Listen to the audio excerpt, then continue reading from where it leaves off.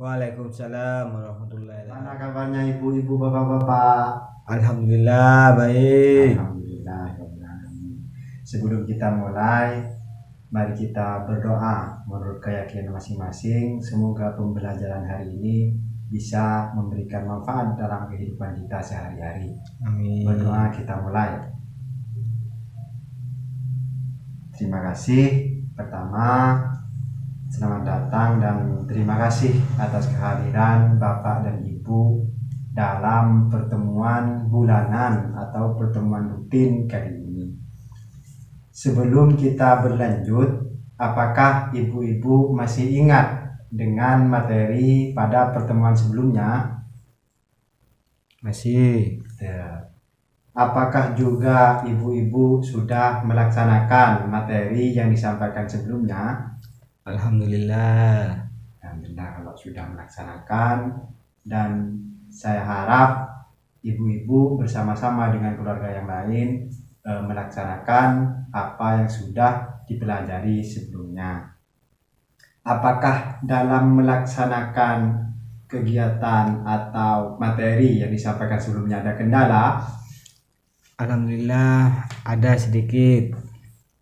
Ya, jadi setiap apa yang kita pelajari pasti ada kendala, tapi kita harus tetap berusaha untuk melaksanakan apa yang sudah kita pelajari sebelumnya. Siap ibu-ibu, bapak-bapak? Siap. Terima kasih. Kalau sudah siap, hari ini kita akan belajar mengenai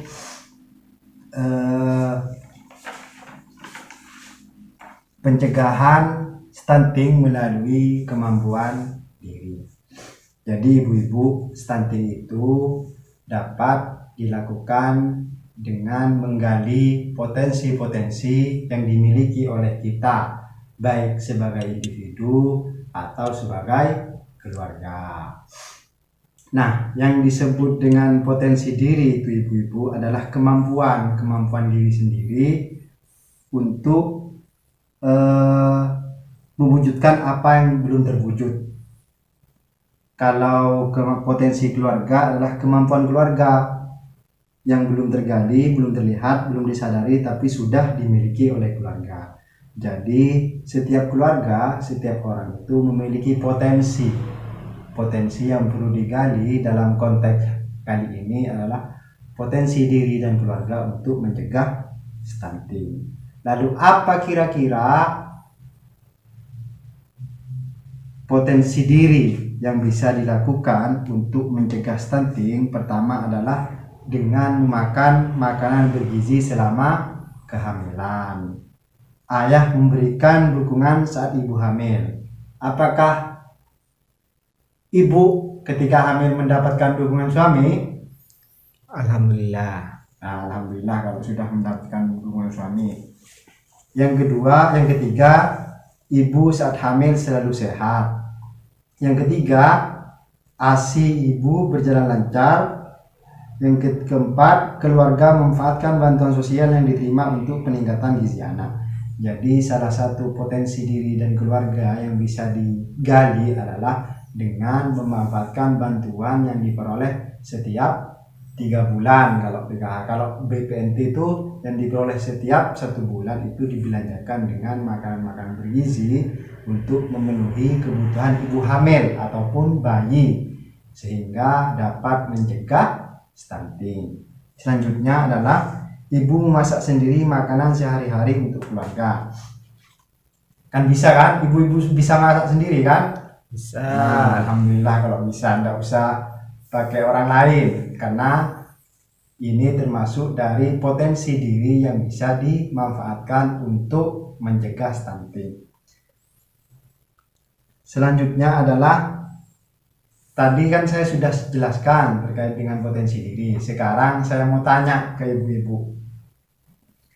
Apakah suami ibu pernah terlibat dalam pengasuhan anak selama ini, atau hanya ibu saja yang mengasuh, orang bapaknya kerja tok? Gimana? Membantu apa tidak? Membantu saat di rumah. Membantu saat di rumah, ya, bagus. Jadi orang tua, baik ibu dan ayah harus saling bekerja sama untuk mewujudkan anak yang sehat, anak yang cerdas, sehingga tidak mengalami stunting. Jadi dari apa yang saya sampaikan tadi, kesimpulannya bahwa individu dan keluarga memiliki potensi atau kemampuan yang dapat dilakukan dan dimanfaatkan untuk mencegah dan penanganan stunting. Jadi kita sebagai orang tua, sebagai keluarga itu memiliki potensi sebagai individu atau potensi sebagai keluarga yang bisa dimaksimalkan untuk mencegah terjadinya stunting pada anak. Nah, selain potensi diri, ibu-ibu, selain potensi diri, ada juga potensi lingkungan. Potensi lingkungan itu adalah potensi yang ada di lingkungan kita yang bisa dimanfaatkan untuk mencegah terjadinya stunting. Nah, potensi lingkungan itu ada 3. Ada potensi lingkungan alam, lingkungan sosial, dan lingkungan sumber daya manusia.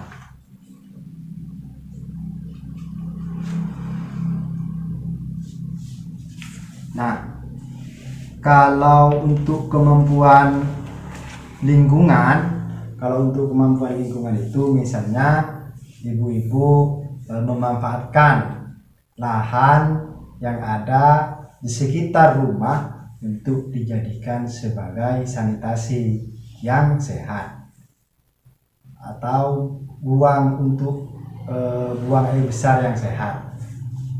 Itu salah satu pemanfaatan potensi lingkungan untuk mencegah terjadinya stunting. Selain itu, tumbuh-tumbuhan yang sehat yang ada di lingkungan kita itu bisa juga dijadikan sebagai bahan untuk memenuhi kebutuhan ibu hamil, keluarga, dan anak dalam rangka mencegah stunting.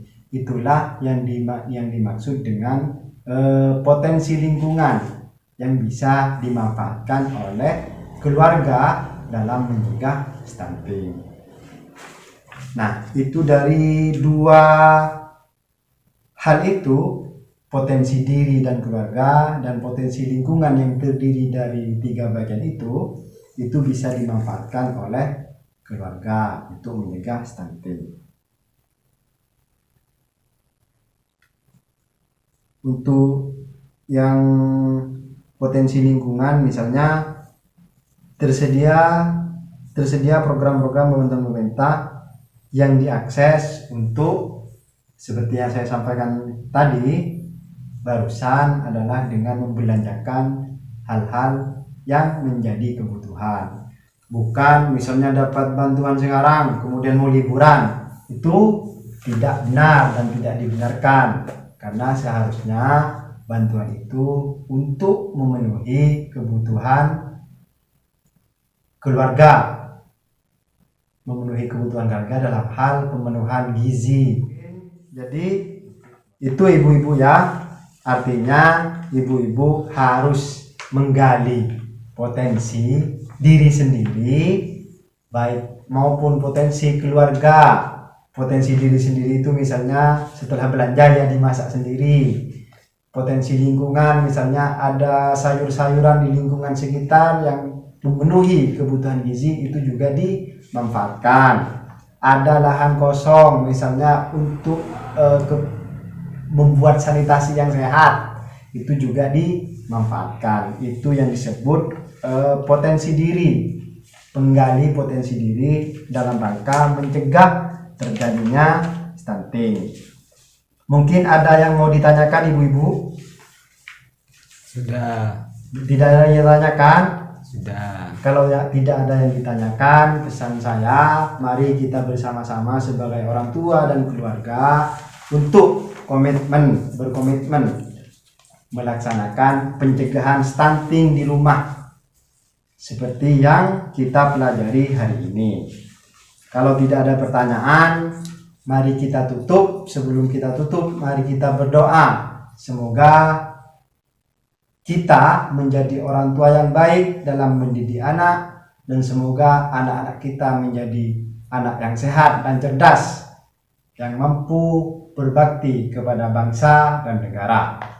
Akhirnya ini yang dapat saya sampaikan, kurang lebihnya mohon maaf. Wallahul muwaffiq ila aqwamit thoriq. Wassalamualaikum warahmatullahi taala wabarakatuh. Waalaikumsalam warahmatullahi wabarakatuh.